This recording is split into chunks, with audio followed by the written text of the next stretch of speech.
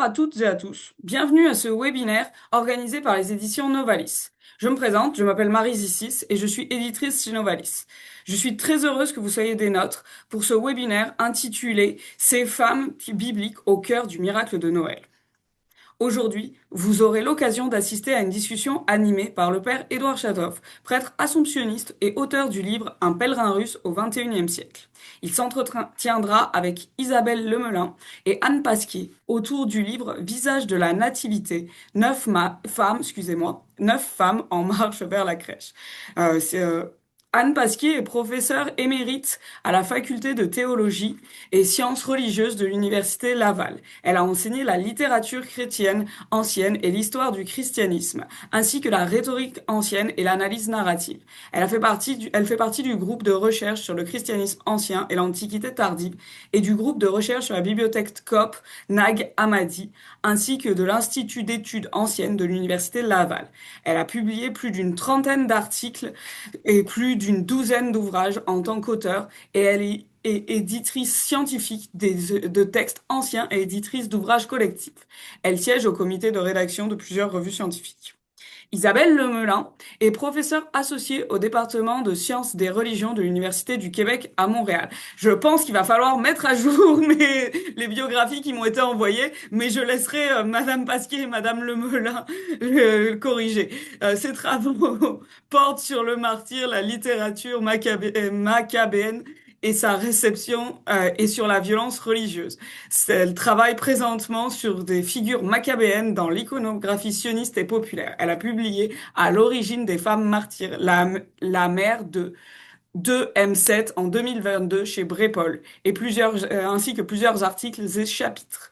Une période de questions suivra cette discussion. Afin de faciliter cette période, je vous encourage à écrire vos questions en utilisant l'onglet Q&R situé au bas de votre écran. Vous pouvez les rédiger, excusez-moi, quand bon vous semble, dès qu'elles vous viennent à l'esprit, et je les recueillerai en vue de la période prévue à cet effet. Si vous avez une question spécifique pour Anne Pasquier ou pour Isabelle Lemelin, n'hésitez pas à le préciser dans votre question, au début de votre question quand vous l'écrirez. J'en profite pour vous informer que les éditions Novalis offrent Visage de la Nativité, neuf femmes en marche vers la crèche, en rabais aux participantes et aux participants de ce webinaire pour un temps limité. Je vous transmettrai le code promotionnel pour profiter de ce prix spécial à la fin de la rencontre. Vous pourrez l'utiliser sur notre site ou en appelant le service client à la boutique Bertrand Fouché-Bélanger si vous êtes à Montréal et à la librairie du Montmartre si vous êtes à Québec. L'un d'entre vous aura la chance de recevoir un exemplaire gratuit de ce livre. Restez avec nous jusqu'à la fin. Le tirage au sort aura lieu après la période de questions. Enfin, sachez que ce webinaire est enregistré. Il pourra donc être visionné et partagé d'ici quelques jours. Sans plus attendre, je cède le micro à Édouard Chatov qui animera la rencontre. Bon webinaire à toutes et à tous. Merci beaucoup, Marie. Bonjour à toutes et à tous, participantes et participants de ce webinaire. Bonjour Anne, bonjour Isabelle.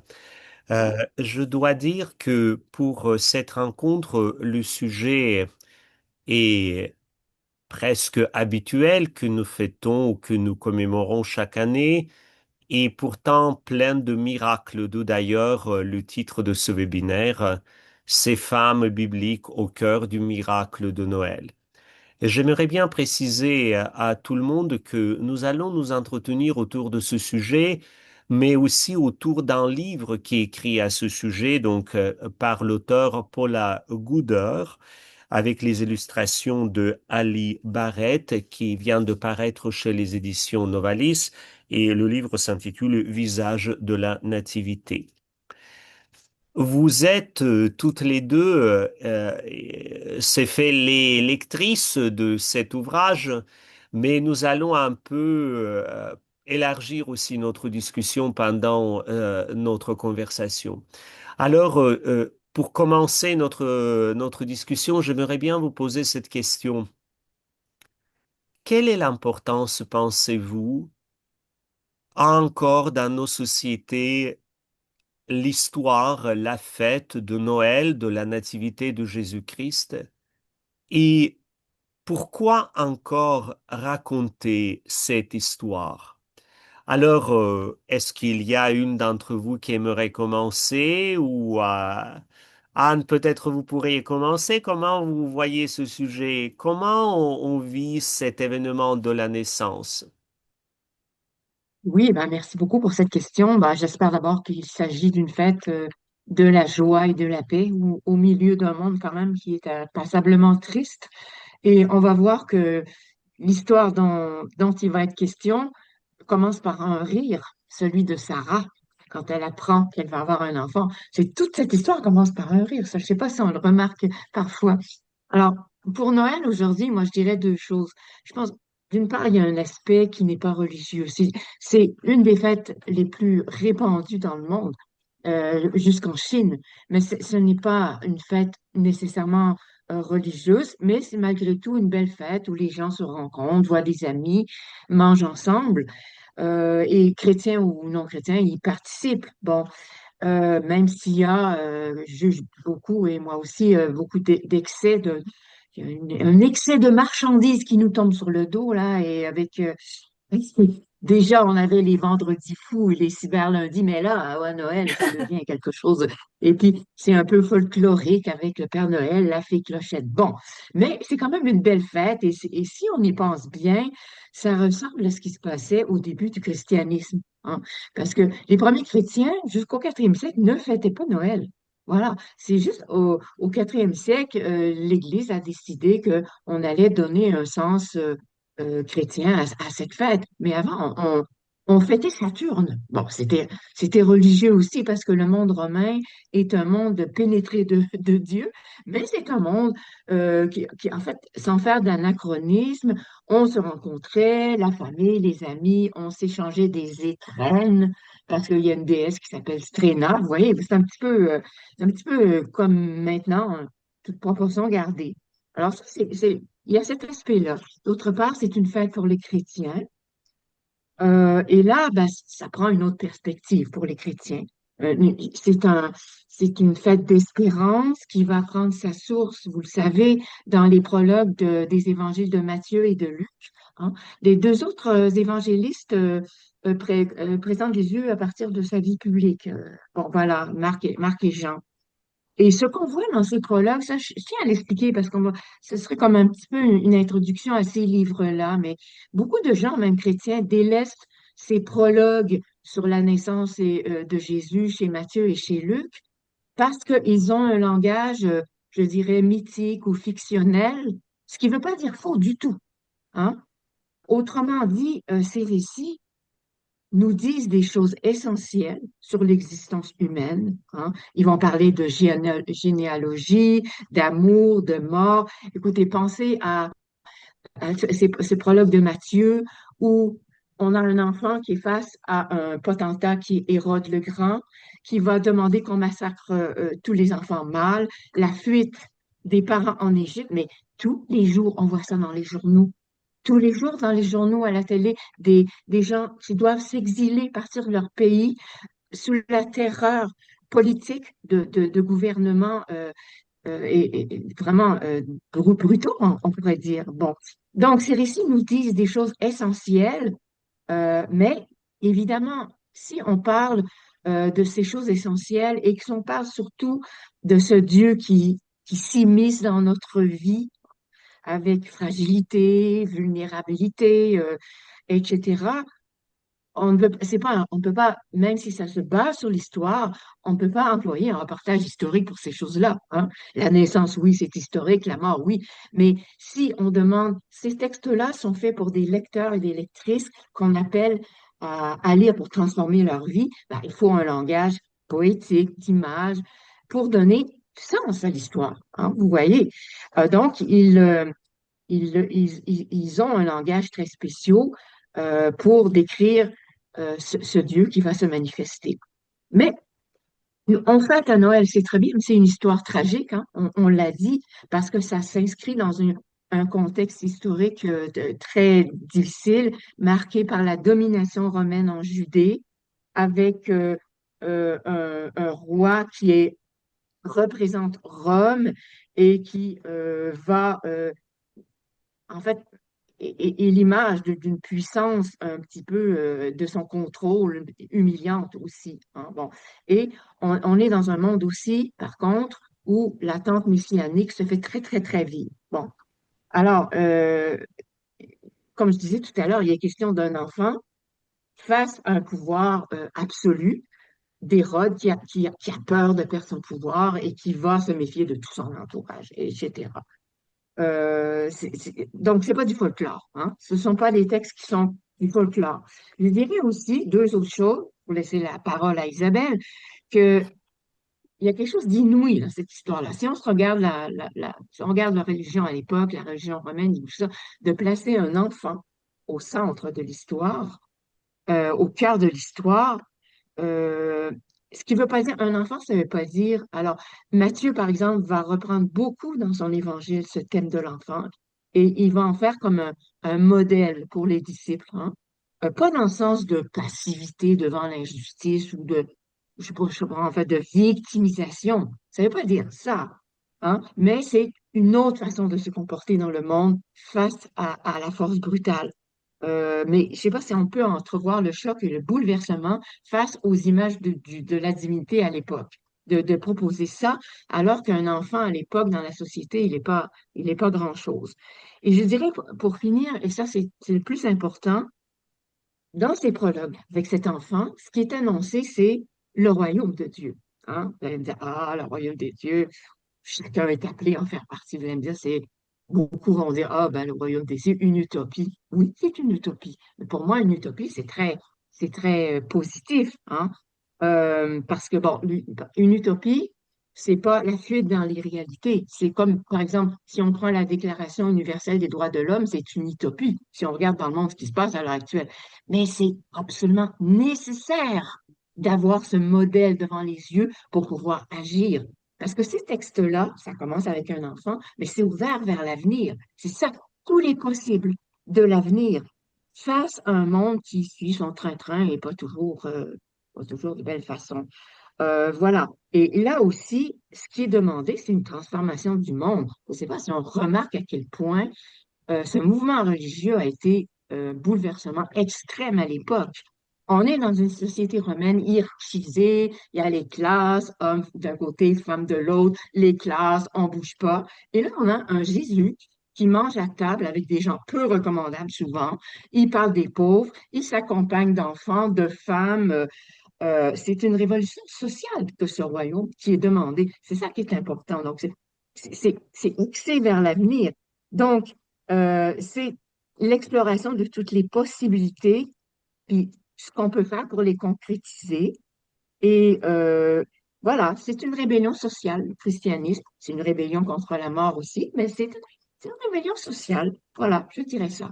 C'est ça, Anne, Noël. merci. Oui, Anne, merci parce que ce que j'entends dans ce que vous dites, c'est que premièrement, c'est une histoire donc de Noël bien incarnée dans l'histoire, mais en même temps qui nous met au défi, même aujourd'hui, qui Oui, interpelle et invite ceux qui reconnaissent en révélation de Jésus à interpeller aussi l'histoire. Mais ce n'est pas juste l'affaire ceux qui suivent Jésus. C'est une histoire qui concerne tout le monde. Et en plus, ce que vous venez de dire vers la fin, que c'est une histoire qui met précisément au défi de nos habitudes, de nos banalités, de nos routines, et nous invite à accueillir le monde non pas d'une manière passive, mais d'une manière engagée et engageante. Et vous, Isabelle, que vous en direz-vous à propos de l'histoire de Noël et pourquoi elle est importante de raconter cette histoire? La première chose que je dirais, c'est que il nous faut des rites, n'est-ce pas? Je crois que c'est Saint-Exupéry qui nous rappelle qu'il nous faut des rites et il nous faut aussi du mythe. Euh, oui, nous sommes des êtres de langage, les histoires sont au cœur de nos vies, sont notre pain et notre vin, si je puis dire, et d'une part de se raconter des histoires et de se raconter justement une histoire qui a un impact dans l'histoire, qui a changé la face du monde, et ça qu'on soit croyant, croyante ou pas, parce que le calendrier dans lequel on vit tous aujourd'hui, il y en a d'autres aussi, mais le calendrier principal sur lequel on s'accorde est un calendrier qui est fait aussi autour de cet enfant. Oui, peut-être que le 25 décembre est une fiction, que c'est pas la date exacte, ça n'a pas d'importance. Que ce soit vrai ou que ce soit une fiction, c'est que ça a un impact dans nos vies. Et c'est pour ça que la croyance ou la vérité ou la véracité importe peu.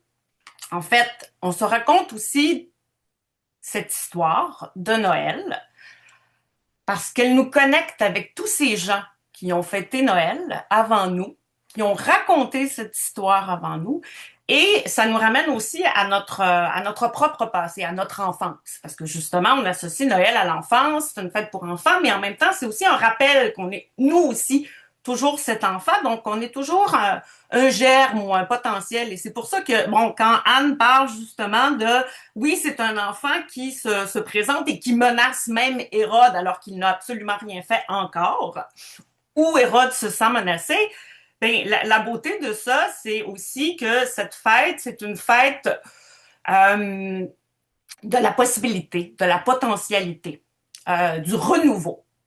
C'est la plus longue nuit du calendrier aussi, on le sait, et c'est pour ça que c'est une nuit importante. Et ça, qu'on soit croyant ou pas, les Romains d'ailleurs, c'est ce qu'ils célébraient. Et ben, c'est le retour de la lumière. Donc ça, bon, je parle en païenne, presque, effectivement, mais ça fait partie de la fête. Que ce soit un enfant, pardon, ou le retour de la lumière, c'est la même chose, c'est le même espoir. C'est pour ça que c'est une fête d'espérance. Et c'est d'autant plus une fête d'espérance qu'effectivement, Jésus va être présenté comme le sauveur de l'humanité. Donc, c'est pas rien comme importance, je pense. Et effectivement, par les temps qui courent, de cette espérance ou d'un sauveur, je pense qu'on en espère un peu chaque jour. Se raconter cette histoire aussi, c'est participer à notre culture, implicite ou explicite, même si, voilà. Mais toute l'histoire de l'art, pas toute l'histoire de l'art, mais une grande partie, tous les tableaux de nativité, c'est de se rapprocher aussi du noyau social qui est la famille et que cette famille soit de chair et de sang ou d'esprit, justement. Et c'est ça que le christianisme, d'une certaine façon, par plein de paroles de Jésus, pas dans les récits d'enfance ou les prologues de Marc et de Jean, mais va nous enseigner que la famille, ben, c'est aussi les gens qu'on choisit. Donc, je pense que c'est important, en plus, de se rappeler cette histoire-là. Chaque année, et ça c'est mon petit côté éditorial, parce qu'elle se passe à Bethléem. Et que Bethléem, d'une certaine façon, est une ville universelle qui appartient à plus que les gens qui peuvent y prétendre, les gens qui y souffrent. Et que effectivement, de penser à Bethléem, c'est de penser justement à ces situations difficiles, c'est de penser à cette famille.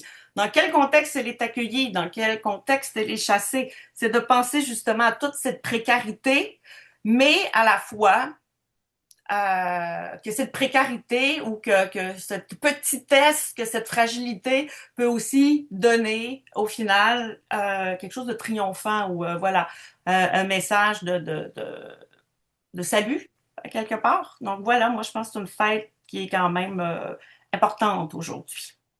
Vous voyez, toutes les deux, vous évoquez une perspective historique, biblique, mais qui nous concerne maintenant toutes et tous, autour de la naissance d'un enfant, une histoire autour de la naissance d'un enfant, ce que Anne Pasquier nous a dit, ce que vous, Isabelle Lemelin, vous soulignez, ce n'était pas une évidence, c'est une perspective un peu inattendue, surprenante, probablement de la part de Dieu ou tout simplement de la part de surgissements dans l'humanité.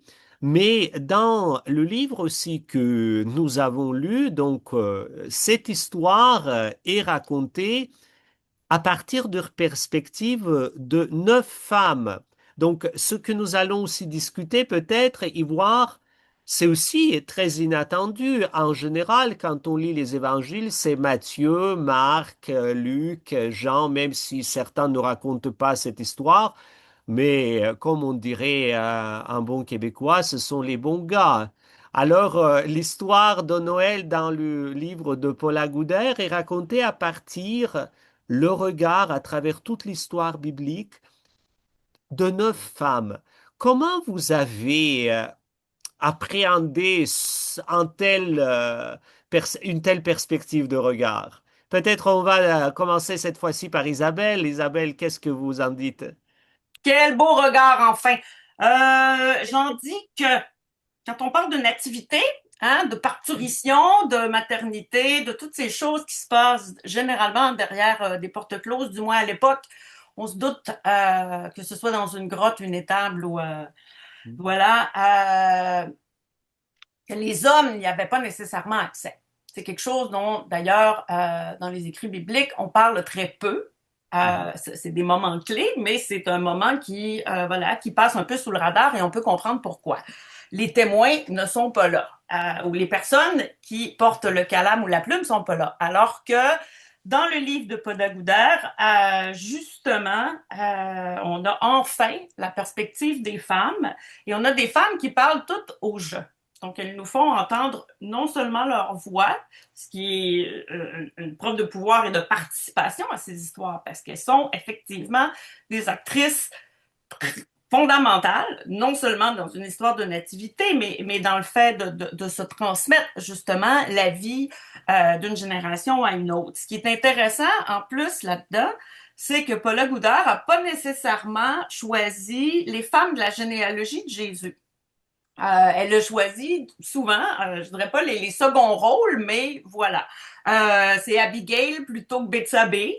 Il y a comme ça elle a préféré d'une certaine façon, peut-être, je suppose, nous présenter celles qu'on connaissait peut-être moins, pour nous donner accès ou peut-être nous faire réfléchir à cette importance justement des personnages qui sont parfois occultés, éclipsés ou qui sont méconnus. Donc, déjà de donner cette possibilité-là, ça ajoute beaucoup de richesse.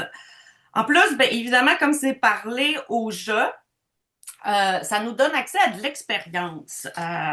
Et donc c'est une espèce de perspective qui est très incarnée. Donc, ça se passe par les corps, n'est-ce pas? C'est pas On parle de l'incarnation et on raconte l'histoire à travers les incarnations. Tout à fait. Et les expériences nous donnent également accès à différentes émotions et à différentes prises de conscience par rapport justement peut-être à des inégalités, à des fragilités que ces femmes vivent, à des difficultés que on soupçonne quand on lit les récits bibliques, mais que là, nous sont présentés comme étant bel et bien leur appartenant, étant leur voix. Il y a aussi des choses qui se transmettent. Anne a parlé du rire de Sarah.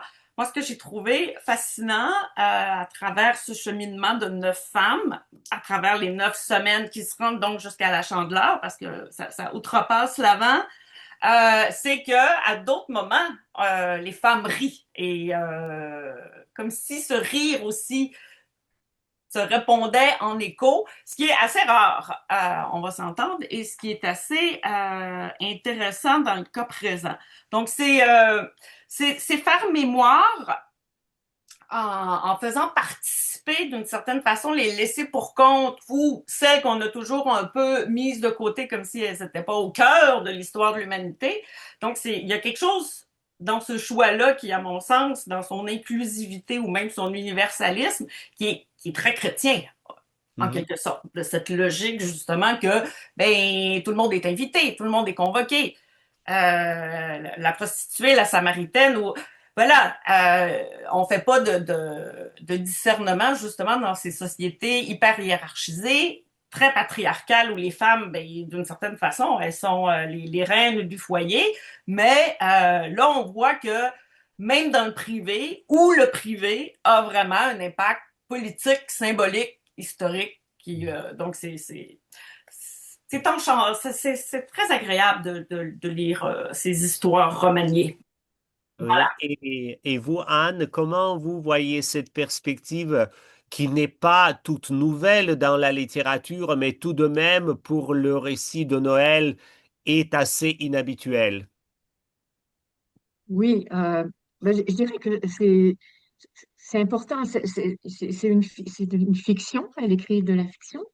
Mais la fiction permet de donner une voix à ceux qui souvent n'ont pas cette voix, n'ont pas pu parler, bien qu'elle soit très présente hein, dans la Bible, dans les évangiles.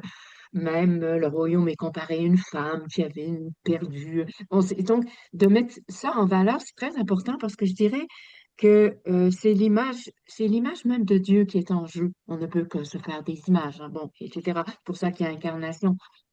Euh, mais on a des images, qui sont souvent belles, par exemple celle du Père, c'est très beau, mais ça peut être dangereux aussi, les métaphores et les images.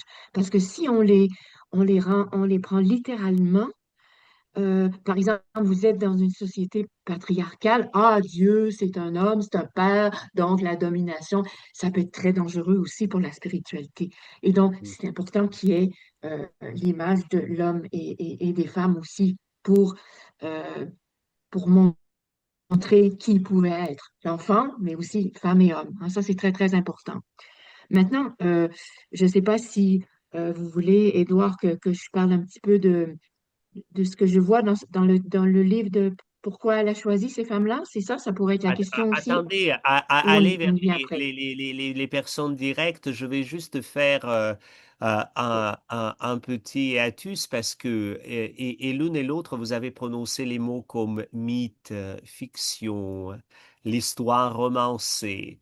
Il faut quand même dire que dans l'ouvrage que nous discutons de Paula Gooder, donc, euh, euh, toutes ces femmes, ils ont des références bibliques et le livre de Tout à Paul fait, Gauder, tout à il fait, est tout à même fait. construit comme ces récits un peu romancés, la première partie et la deuxième, tout un appareil de références bibliques, des questions d'un partage en petit groupe ou avec des amis, avec la famille.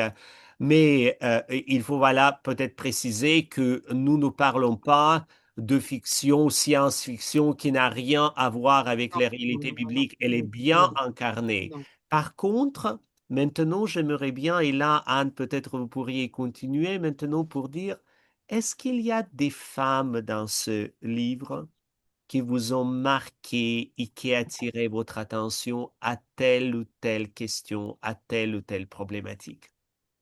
Oui, je voulais dire que quand je parle de fiction, pour moi, c'est pas Oui. du tout négatif. C'est comment parler de Dieu. On ne peut pas en parler par un reportage historique, même si ça se base sur l'histoire, hein, parce que c'est la transformation du lecteur qui est en jeu. Donc, c'est pas du tout négatif, hein, bon, Je etc. n'ai pas pris ça Euh, négatif, c'est juste pour dire que j'en suis sûr que pour certains de nos participants et qui participantes, quand oui, on parle de l'affection, c'est une, disons, histoire, certes positive, mais inventée de nulle part. Or, dans le livre de Paula Gouder, c'est les histoires ont racontées aussi à partir des oui, matériaux bibliques. oui.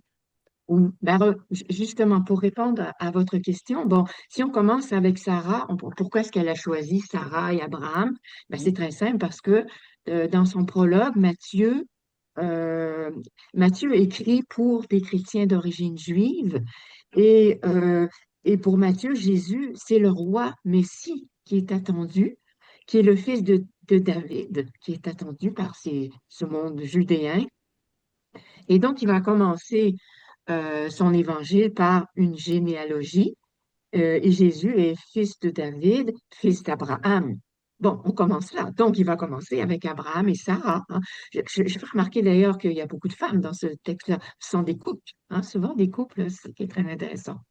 Et Abraham et Sarah vont être nommés, décrits comme père et mère d'une multitude. Et selon Matthieu, cette promesse va s'accomplir avec la naissance de Jésus parce que là, du coup, le monde va s'ouvrir vers de multiples nations. Et là, ils vont vraiment devenir père et mère de cette multiple descendance. Donc, pour moi, c'est très important.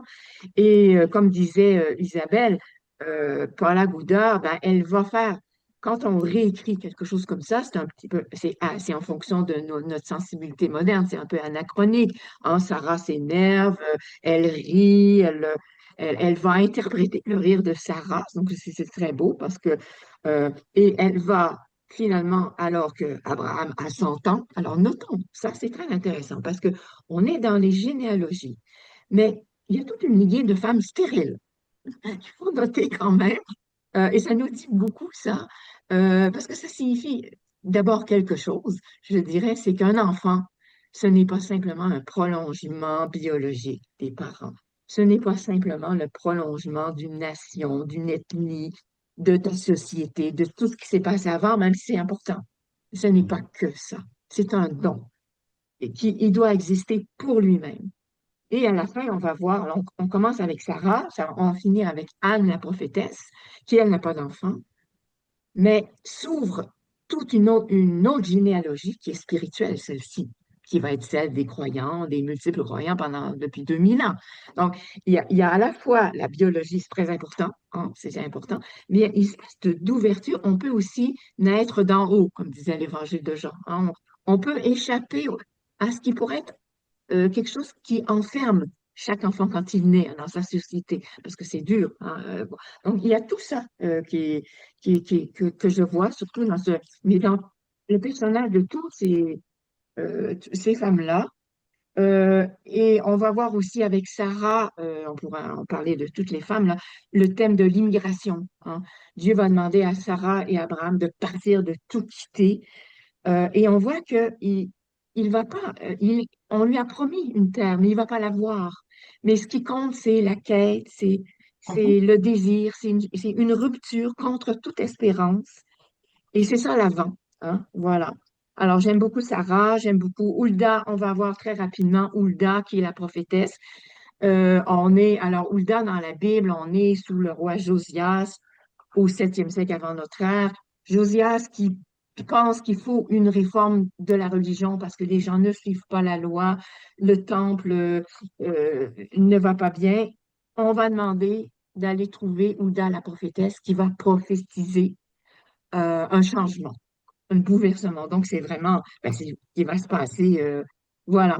Ensuite, on a Abigail et Marie. Alors, Abigail, elle ne elle n'existe pas. C'est un personnage inventé, mais elle va être, comme disait Isabelle tout à l'heure, elle va être le témoin de l'annonce de Jean le Baptiste, hein, parce que selon l'évangile de Luc, il y a Jean le Baptiste et il y a Jésus. Et euh, elle va voir Élisabeth et Zacharie et la promesse qu'il leur est faite de Jean-Baptiste. Donc, c'est très important, hein.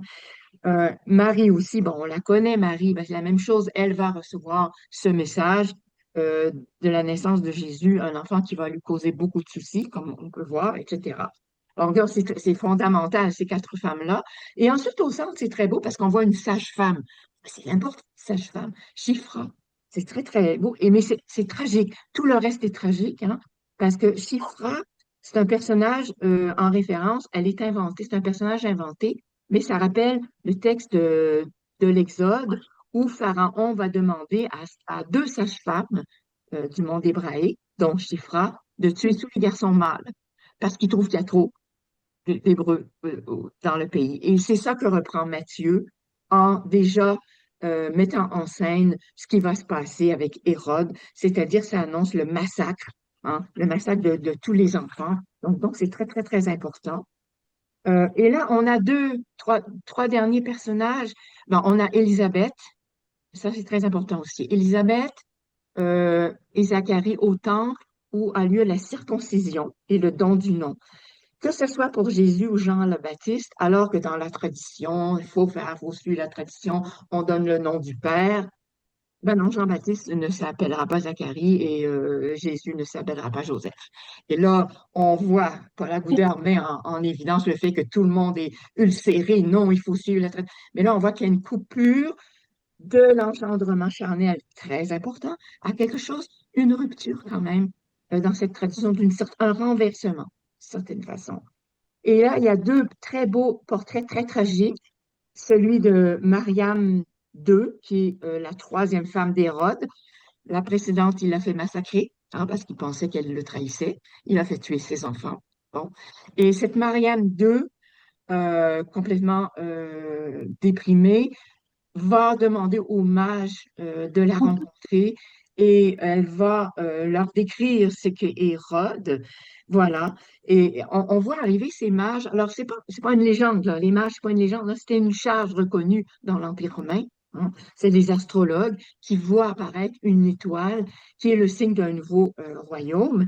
Et il représente les nations venues adorer le roi Messie, comme c'était annoncé chez les prophètes. Voilà. Et on a donc cette Mariamè avec Hérode et qui souffre de ce mariage arrangé. Hein. Bon, il y a toute une description très un peu Il féministe, y a évidemment. tous les côtés de la Oui, vie oui, humaine oui, dans oui, ces oui, histoires qu'il nous oui, racontait. oui, Et oui, quand vous oui, dites aussi qu'il y a une traversée du nom pour Jean-Baptiste ou Jésus, et oui, il y a oui. aussi, ça résonne même dans la première histoire de Sarah, Dieu nous change les noms. C'est très intéressant. Isabelle, et que dites-vous? Quelles sont vos femmes préférées? Non, mais c'est exactement la traversée du nom ou le jeu sur les noms, parce que la façon dont Anne présente Abigail, Shifra, en disant ce sont des personnages fictifs. Ce sont des personnages fictifs dans le cas où remaniés un peu. Et voilà, je me souviens qu'on avait parlé précédemment du Midrash. Et le Midrash, en fait, c'est de la réécriture interprétative qu'on trouve dans la tradition juive, donc où on prend effectivement des passages bibliques à partir duquel qu'on extrapole ou qu'on essaie de faire dialoguer avec d'autres passages bibliques pour comprendre ou en faire émerger un sens supplémentaire ou différent. C'est un peu également ce que fait Paula Goudard. Et pour moi, quand je rencontre donc ces personnages, ce sont encore des personnages bibliques. Parce que pour moi, justement, la Abigail, d'utiliser ce prénom d'Abigail dans l'histoire résonne nécessairement ou évoque l'Abigail que rencontre le roi David et qu'il va épouser cette belle et intelligente femme. La même chose avec Shifra, les sages-femmes qui sauvent Moïse, qui sont présentes et qu'elle raconte cette sage-femme justement dans l'histoire de Paula, que en fait son vrai nom c'est Dina. Et la Dina de la Bible, donc c'est cette pauvre fille aussi de David qui subit des violences sexuelles. Bref, en fait, moi dans le jeu des noms, en plus, sa servante de cette Shifra s'appelle Naomi, Naomi la belle-mère de Ruth. Donc voilà, on a, quand on connaît moindrement, c'est où on a reçu une éducation chrétienne, ces noms évoquent nécessairement d'autres personnages. Donc, en quelque sorte, c'est à plus que ces femmes-là, pour moi, c'est plus que 9 femmes, en fait, qui accompagnent, nous accompagnent jusqu'à Noël et plus. C'est vraiment une espèce de panorama de femmes qui ont des noms, parce que bon, on s'entend aussi que dans les écrits bibliques, il y a énormément de femmes qui sont anonymes. Celles qui ont des noms, ben au moins, justement, on peut les évoquer par ce genre d'intertextualité ou d'analogie, et donc de le donner encore plus de consistance. Donc, d'une certaine façon, c'est comme si c'était toute la Bible qui pouvait émerger. Et pour moi, ça, c'était important, c'était fort dans la mesure où, ben voilà, je vous disais, tu sais, se raconter des histoires, c'est se connecter à son passé, mais c'est se connecter aux autres aussi. C'est faire du lien social. C'est comme ça qu'on entre en relation. C'est ça, on se raconte nos vies, on se raconte des anecdotes, on rêve en cinéma, voilà. Donc c'est toujours la façon dont justement Paula Goudard a travaillé dans son livre, pour moi, elle travaillait un petit peu à la manière de Dieu, en renommant les gens comme ça ou en leur donnant des nouvelles dimensions ou des nouvelles missions.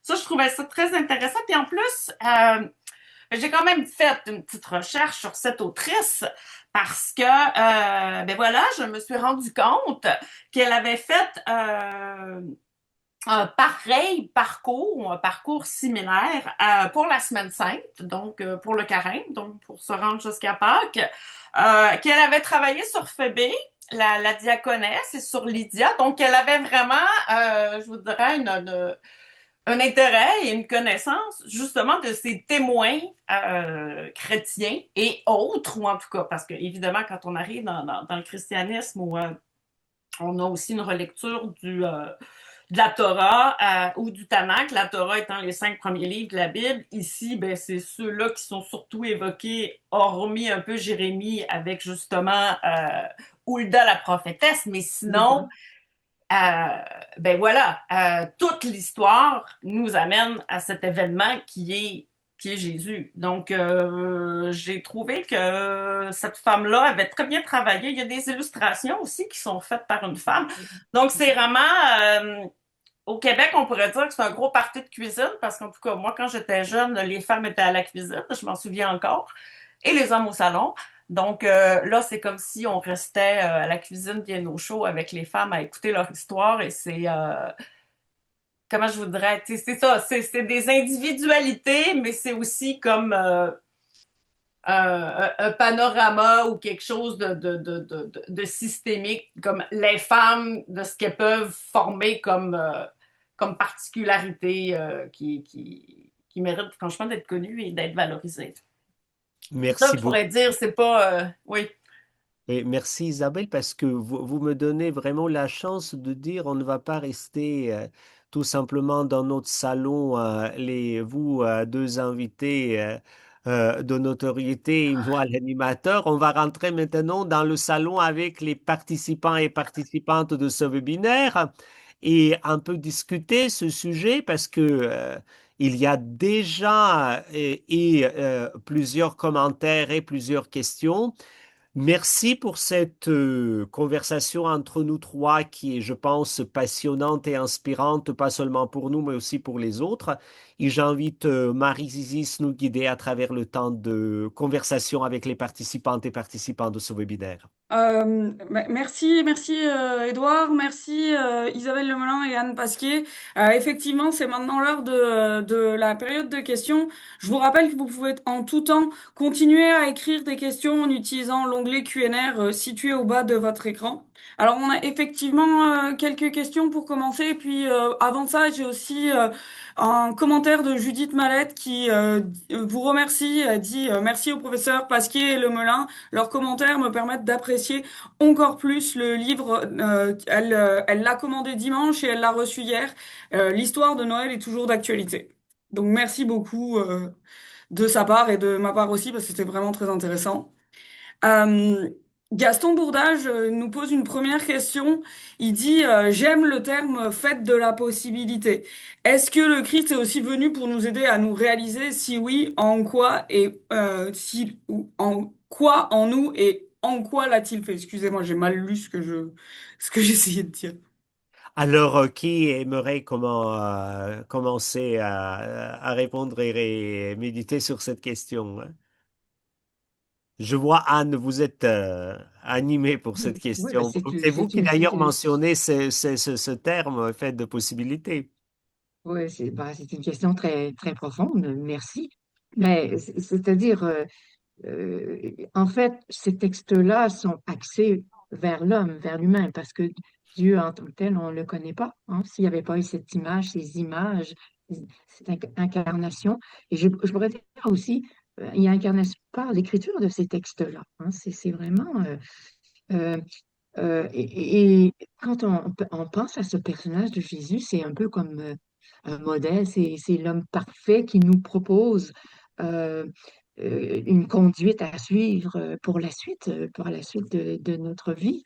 C'est un modèle, euh, je pense à une chanson de Léonard Cohen qui dit que tendre l'autre joue, je pensais que c'était la vérité. Ce n'est plus la vérité aujourd'hui et j'ai presque honte d'en parler, c'est une façon de se construire face à la brutalité du monde, une façon d'agir qui n'est pas du tout passive, encore une fois, hein, qui n'est pas, on peut se rebeller contre l'injustice, si on regarde ces paroles dans l'Évangile et qu'on le lit attentivement, il y a un tas de chemins qu'on peut suivre pour se développer et se transformer, ce qui est le but de ces textes-là, hein, de transformation.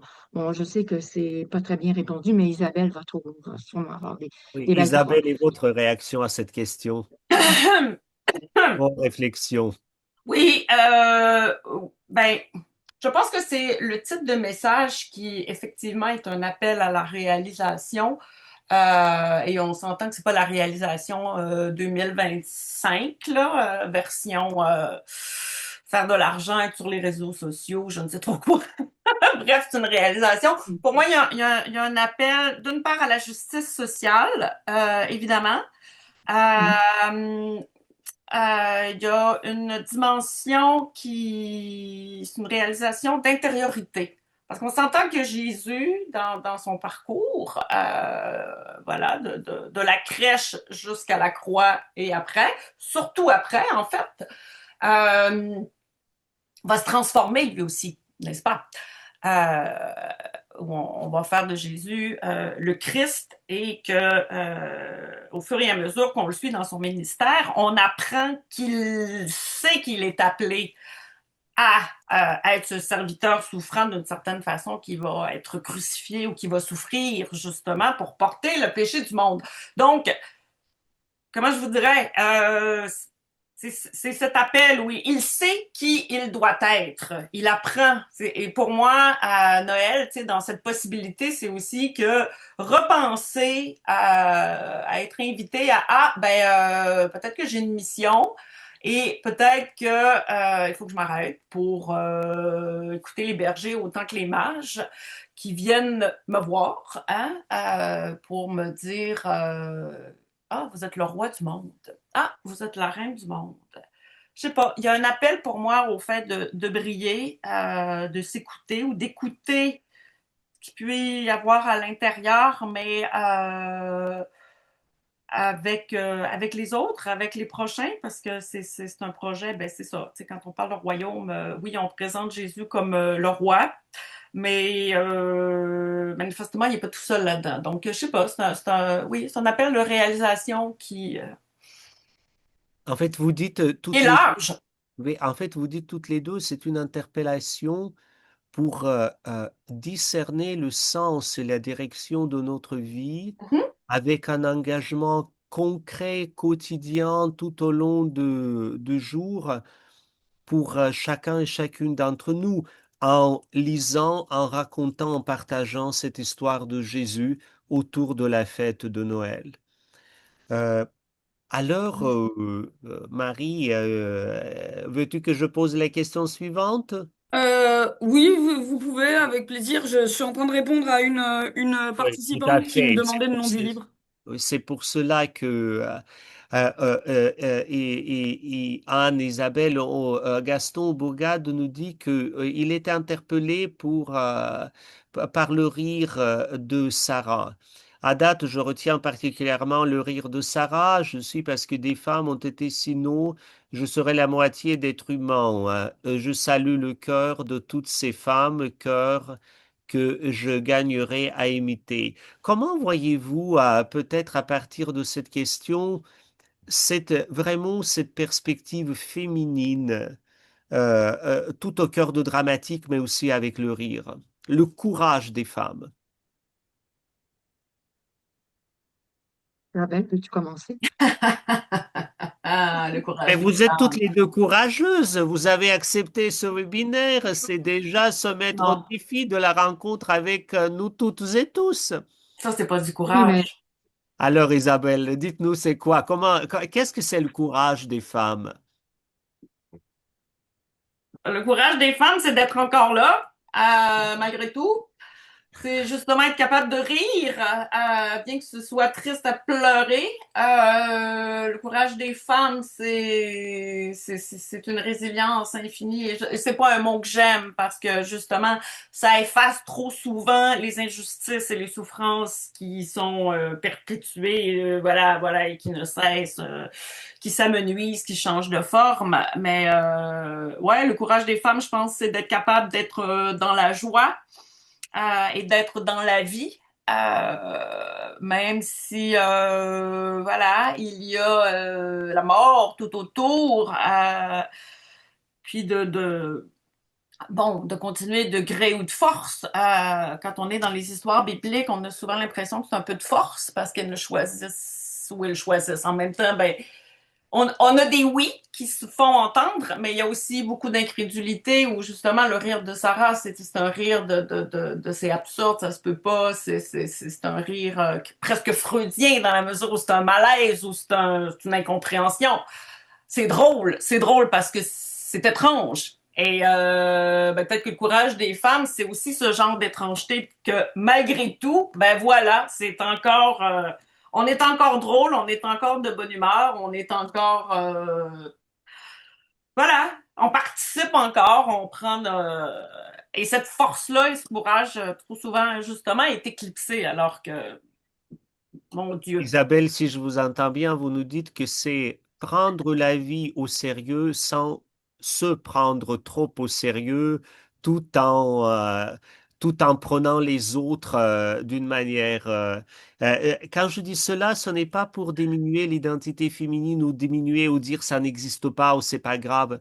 C'est juste pour dire il y a cette force intérieure que nous sommes toutes et tous invités et remarquer, mais de ne pas nous justifier par cela, mais vraiment s'engager pour charger certaines réalités dans la vie. Plus ou moins, oui. Ça me prendrait du recul, mais Oui. je vais dire oui. Oui. Non, mais j'entends ce Mais que vous avez dit à propos des injustices ou les choses qui ne changent pas, donc il ne s'agit pas de les nier ou de dire comme si ce n'était pas le cas. Anne, et vous voyez comment le courage des femmes? non, en tout cas, déjà, on peut dire que dans la Bible, toutes ces femmes-là sont extrêmement courageuses. Donc, ce sont des modèles, hein. Sarah, Dieu va dire, Dieu parle beaucoup à Abraham et Sarah s'énerve souvent. Pourquoi est-ce qu'il ne me parle pas à moi? Bon, voilà, une espèce de réaction très, très viscérale.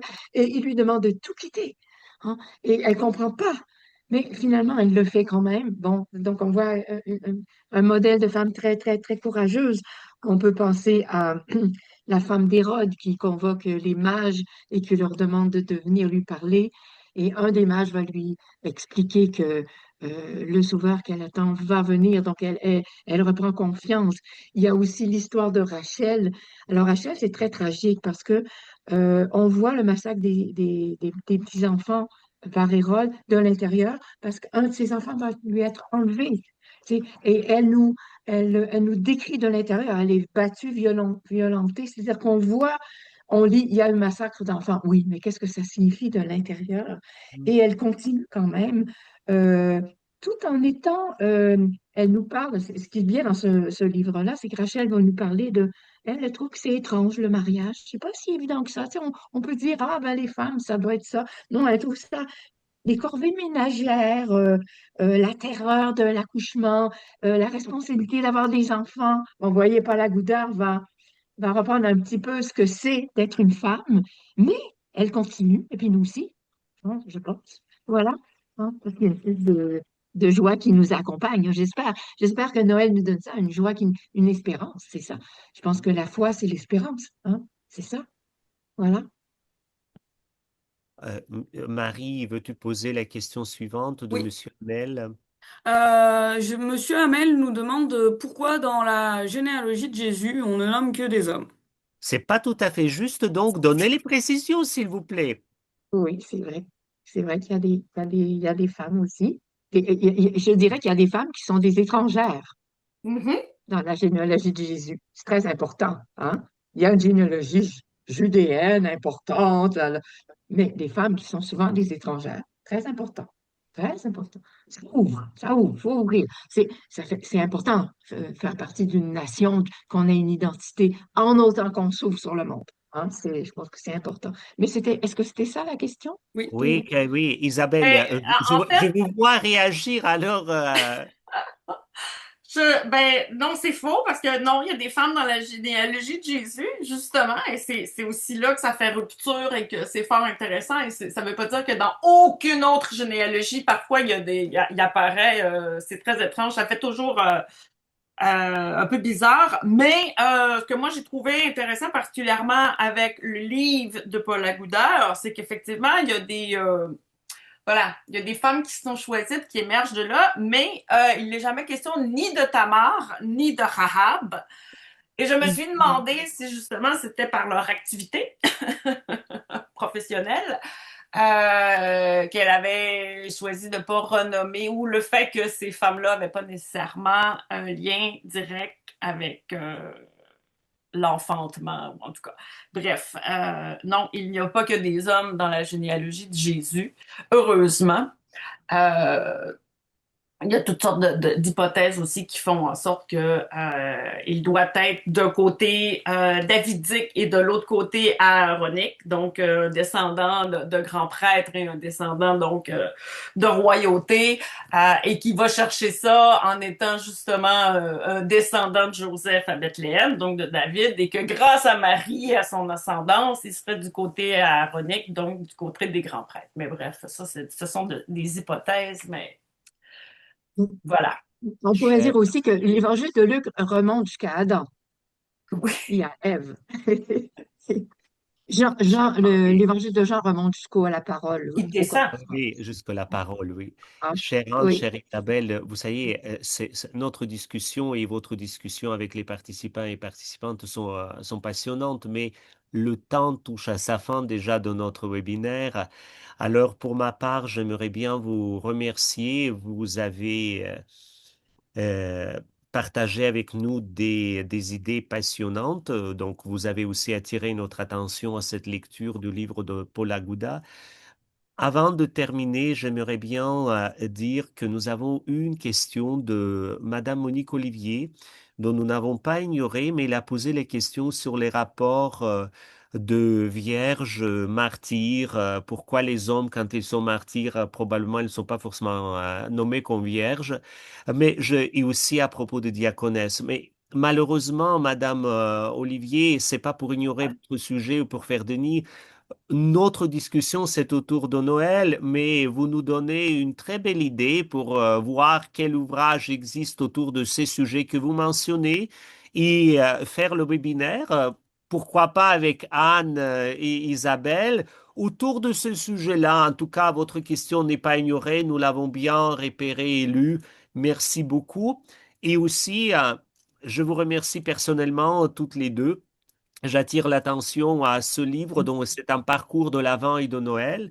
Et pour terminer, je vous mentionnerai sûrement un élément qui, que vous connaissez, c'est que dans la grotte de Bethléem, là où la naissance a eu lieu, dans la partie des églises orthodoxes, il y a cette grande icône qu'on appelle la Vierge de Bethléem, où, pour des rares fois dans l'iconographie, la Vierge sourit, parce qu'en général, elle est représentée très sérieuse, parce qu'elle vous prévoit déjà la mort, la crucifixion de son fils. Mais dans la grotte de Bethléem, c'est une icône, la Vierge sourire, pour ne pas peut-être perdre l'espérance, même au moment les plus difficiles.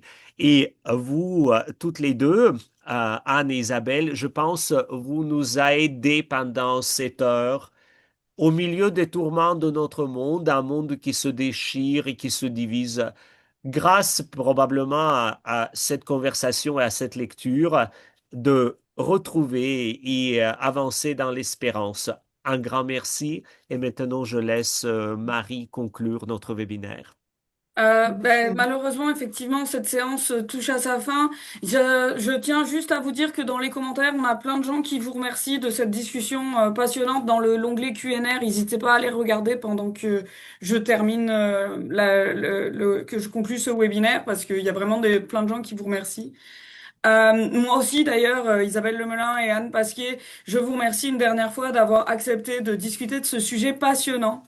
Avant d'annoncer la personne gagnante de notre tirage au sort, je profite pour vous dire que le ou la gagnante sera contactée par courriel pour qu'elle puisse nous transmettre l'adresse à laquelle elle souhaite recevoir le visage de la nativité. Le gagnant ou la gagnante est... Il s'agit de Céline Maltais. Madame Maltais, félicitations. Je vous contacterai avec l'adresse grâce à laquelle vous êtes abonné à ce webinaire. Si vous ne recevez pas de courriel de ma part d'ici vendredi, n'hésitez pas à me contacter. Mon adresse courriel va s'afficher dans la boîte de clavardage dans 1 minute. Maintenant. Je vous rappelle que les éditions Novalis offrent un 25% de rabais à l'achat du livre Visage de la Nativité, 9 femmes en marche vers la crèche. Je vous transmets le code promotionnel pour profiter de ce rabais. Il est également dans le clavardage en ce moment. Ça va être à droite de votre écran. Il sera également envoyé par courriel dans le courant de la semaine prochaine avec le lien de la vidéo quand elle sera disponible sur notre chaîne YouTube. Donc ne vous inquiétez pas si vous n'avez pas eu le temps de noter tout ce que je viens de mettre dans le clavardage. Vous allez recevoir un courriel avec toutes ces informations-là. Vous avez jusqu'au 31 décembre 2025 inclusivement pour profiter de la promotion.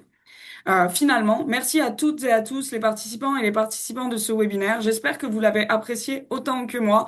Je vous remercie pour votre fidélité parce que la saison 2025 s'achève avec ce webinaire.